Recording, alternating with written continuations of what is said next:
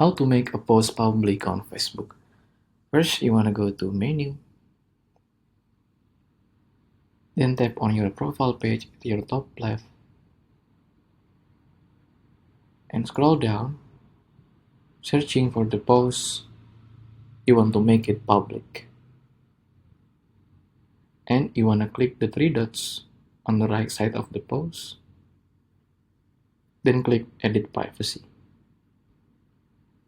and change it to public, and click Done.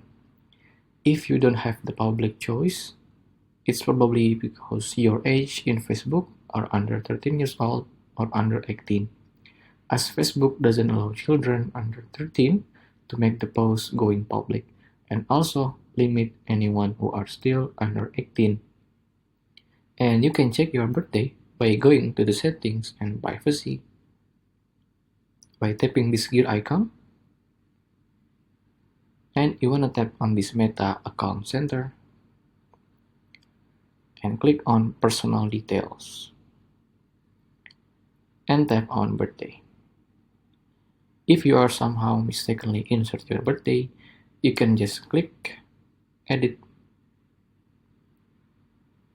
and tap the right one. Don't forget to save it. If you find this video useful, please consider like and subscribe.